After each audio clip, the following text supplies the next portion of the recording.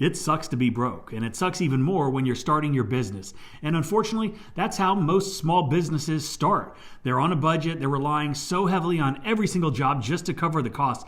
And I'm not talking about all the costs it takes to run a business. I'm talking about the cost to get just that one job done. And what made me think about this was in a post that I saw in one of these online groups where this guy was asking for recommendations on a specific chemical he needed to remove a specific type of stain. People were offering multiple suggestions on various products, and he said that he didn't have enough money to buy any of those chemicals, but he was just looking for a cheaper route to go. And this really floored me, and I was thinking to myself, how can somebody start a business, offer services, and then not be able to provide those services because they don't have the bare minimum things to get the job done in a professional way, providing superior results to the customer? And then I have to put myself in their shoes, somebody that's just starting out, and remember how hard it is when you're first starting things out, right? So in today's video, I'm going to give you guys 3 tips for getting paid before you even start the job. Now, at this point in my business, I don't really need to do this. I don't want to do this, but there is a time and a place to ask for a deposit, which is one of the reasons that we've included this as a new feature in the latest update of 𝗤𝘂𝗂𝗜𝗄. You now have the ability to request deposits from your customers when you send your initial estimate. This new feature allows the customer to accept or deny, as well as put down a deposit upon acceptance of your proposal, which is really cool. Now, a bunch of updates like this, as well as our new Street View on our measuring tool, which allows you not only to measure everything, but allows you to see everything you need to quote with accuracy and efficiency. So now let's talk about asking for the deposits. Now, when you're a small business owner, or at least in most cases, not only are you the one providing the service, but you also have to send the invoices, and you're the guy who has to collect money in order to get paid. It's a lot different than working for somebody else because you know you're going to get that paycheck on Friday, even if your boss or the company you work for hasn't been paid yet. If you haven't had to deal with chasing people down for money in the past, you're most likely going to have to do that at some point if you're running your own business. And I promise you, it's not fun. It can be difficult. It can be frustrating. And sometimes it can even be a little bit uncomfortable because we really don't want to alienate any customers, and we don't want to give them anything negative to say in a review or to friends or family, because perception is reality regardless of the scenario, right?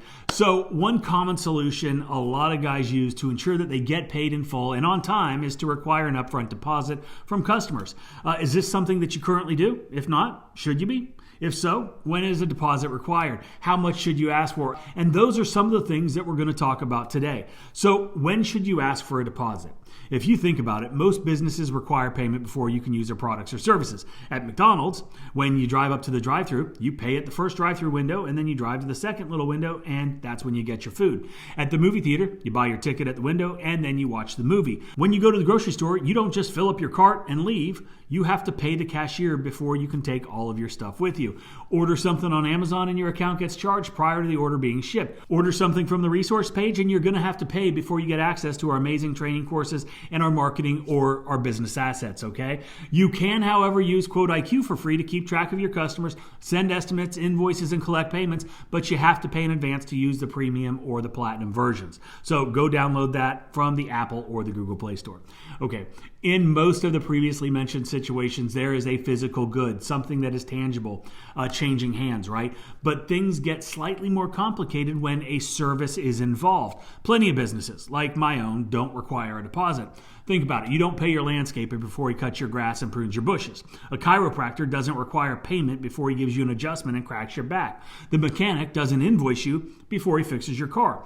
So why should you? Okay, clearly there are situations where a payment is required in full prior to services being rendered, as well as times when a payment isn't expected until after the work is done. And of course, sometimes a deposit is requested and required. The question is, where do you fall on this spectrum? Should you require an upfront deposit or perhaps even payment in full? Or is it okay just to wait until after the service is done and you send them an invoice and they send you a payment? That's what we do, and it works great. The answer to this question for everybody isn't as straightforward, but there are some things that can help you determine what's best for your business. The number one thing to consider is recourse. When you think about all the businesses and service providers that don't require upfront payments, you'll see that most of them have a good amount of recourse. Take the landscaper. They're on your property and they can refuse to leave, right? Until they're paid. They also know where you live and can come back over and over until you pay them. I've been there and I've done that and it's not fun, but what real recourse is there? What's he going to do? Dump the grass clippings or the bush trimmings back on the property? Is a pressure washer going to spray the mildew back on the clean house? No. And then there's the chiropractor. He's got all your information, plenty of paperwork to back up the payment claims. So there's that. The mechanic actually has your car in his possession. So if you don't pay, you're not giving your car back. And your car is probably worth a lot more than the services performed. At the end of the day, it all comes back to what recourse you have. When considering whether or not you need to ask for upfront payment, think about the amount of recourse you have and whether that alone is enough to keep your customers honest. If the answer is no, then an upfront deposit or even payment in full is a smart idea. But if you're having issues with customers who you feel might try to shit you out of your money, find new customers. Premium customers pay premium prices, and you will very seldom have issues of non-payment with people that have money. So here are the 3 tips for asking for a deposit, because if you've never done it before, asking for a payment up front might feel a little strange. Sometimes it's necessary though. Honestly, I can only count on one hand the number of times I've actually required a deposit, and it was on massive commercial jobs that were going to require our entire team to be on the job for weeks at a time. Now, I would think that deposits on residential jobs wouldn't be necessary for very long when first starting out. And I also think that most residential customers are going to be put off or unwilling to pay fully in advance for a service or even a deposit for something that's intangible. At least I know I would never pay someone upfront for a service being provided at my house. I also think that you can limit your customer base because of that fact. But if needed, there are a few tips that I'm going to tell you right now that can help you get that deposit. So number 1 is you got to prove yourself. The last thing a customer wants to do is get screwed out of their money. If you've got a rinky-dink website that has, just looks like crap, no internet presence, and a bunch of negative reviews, it's really unlikely that anyone is going to pay you up front. The best thing that you can do, not only for this situation, but for the success of your business long-term, is spend time on your marketing and building your brand, be able to produce testimonials and show reviews, collect referrals, work on your SEO daily, bolster your web presence, gain credibility there first, and then build on that. Number 2 is reinforced payments. We all know that people respond to both positive and negative reinforcement. And if you get this, you might consider offering a slight discount for early payment or charging a penalty for a late payment.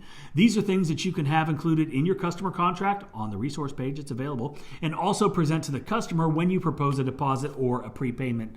Some people may be more willing to pay in advance if they get something in return, like a discount. So something to think about. Now, the last thing is something that I absolutely hate, and I've worked really hard to avoid, and I basically automated it out of my business entirely. But in some situations, it really does help, and that is just pick up the phone. Now, it is not uncommon at all if I have zero interaction with a customer, no personal interaction, meaning a telephone conversation or an in-person conversation with any of my customers. And in all reality, almost all businesses have kind of gone this route, utilizing emails and text messages for most communication. It's fast, it's efficient, and it's a hell of a lot more convenient. But picking up the phone or meeting a customer in person can be really beneficial. It helps to establish trust, and it puts that customer more at ease. Putting a face with a name, it can really go a long way. And the last thing that I'm going to leave you with today, and something that I hope will help you right now and for years to come, and that is to have confidence in yourself. Be confident in your ability. Be confident in your business. And be confident in the services that you are providing. Confidence is something you can't put a price on. When you work for yourself, you often are the only one who believes in what you're doing. And whether you're trying to close a job, collect payments, your confidence speaks louder than anything else. There is absolutely no room for being timid or being weak when it comes to running a business, especially when it comes to collecting payments. If a customer senses even the slightest trace of weakness, they know that they're going to have the upper hand, and they're going to probably try to take advantage of you if they're that type of person. But firmly and confidently asking for an upfront deposit, it's going to show some customers that you mean business, and if you implement some of the things that we talked about in this video today, it's going to help you a lot. And don't forget to download 𝗤𝘂cie𝗁𝗏. It is the best tool for your business. Like we talked about, the estimates, the invoicing, collecting payment, all the great features like the hourly rate calculator, as well as the mapping features with all the new updates like the Street View. Really cool stuff. Definitely check that out. Not only do you get a great tool for your business, but all premium and platinum subscribers are entered in our monthly giveaways. This month, we are giving away another pressure washing business starter kit, a 4 gallon per minute pressure washer from Southeast Soft Wash, 20-inch surface cleaner, and a 100-foot high pressure hose. So you might want to check that out. Also, the resource page where you can get the best training in the industry, as well as some pretty unbelievable marketing assets and business tools that are going to help your business grow. So that is it for today's video. Hope you guys enjoyed it, and have a great day. Hands down the best investment. Absolutely mind-blowing, and all the information is absolutely fantastic. Progressively, acquired what I needed and got the skills I needed in detailing, whereas with this, I'm brand new for the most part. There's a lot of things that I can implement that you guys have gone over here today. What does it do? You're not doing anything. It's up there, it's doing its thing. We just got to get a light coat. It's kind of a less is more kind of deal. I ain't playing fair, I'm playing for the most. And I'm the only person in this industry who's probably ever going to say that to you, but everybody's doing it.